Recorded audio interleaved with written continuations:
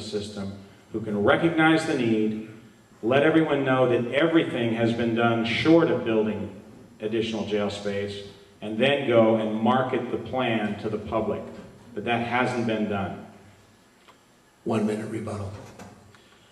Well, the jail overcrowding problem has been in place for several years, and I don't believe you answered the question about why haven't you proposed this and at what cost, or worked to implement that idea since I've been sheriff, because you've never approached me on that particular topic.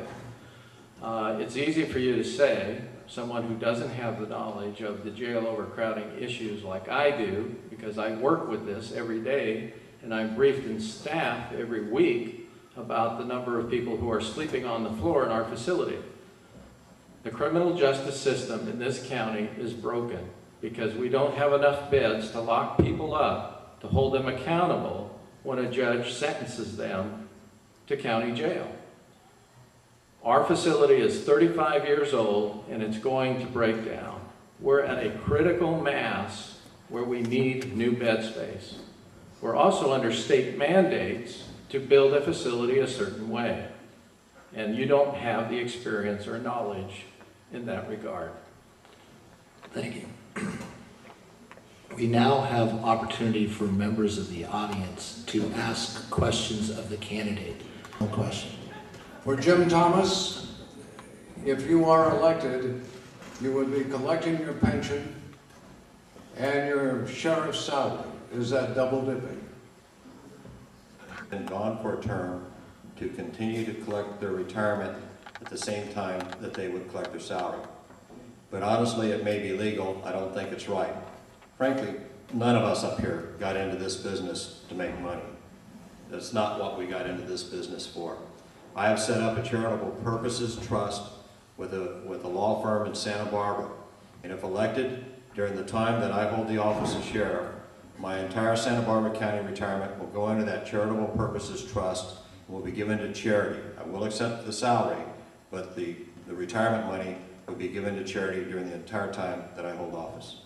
And that's a pledge that I've made before and I make again to you tonight.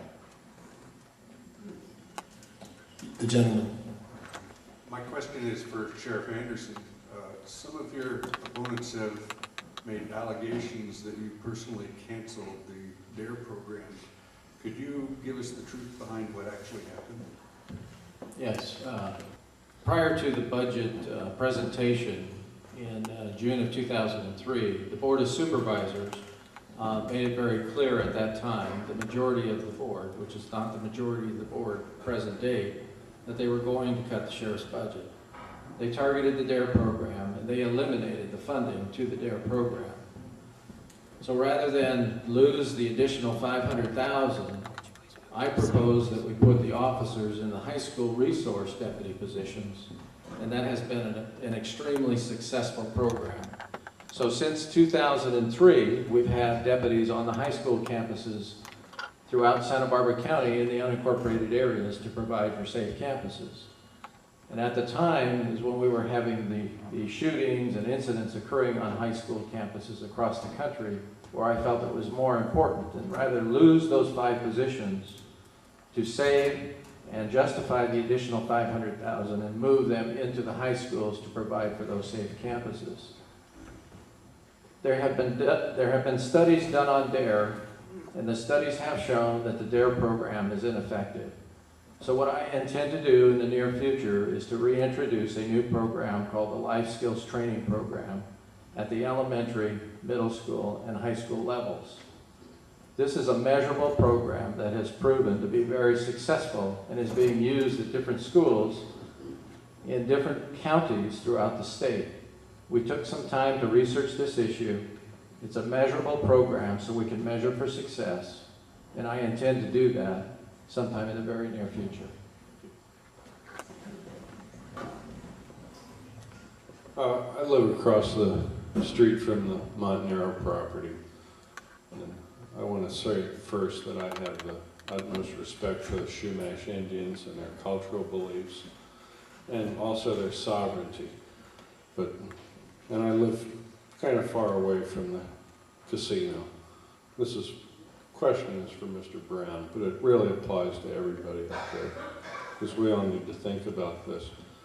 I've already been confronted out in my front yard by people who admitted that they had come from the casino and they were drunk and they were very threatening, and the police had to get involved with this.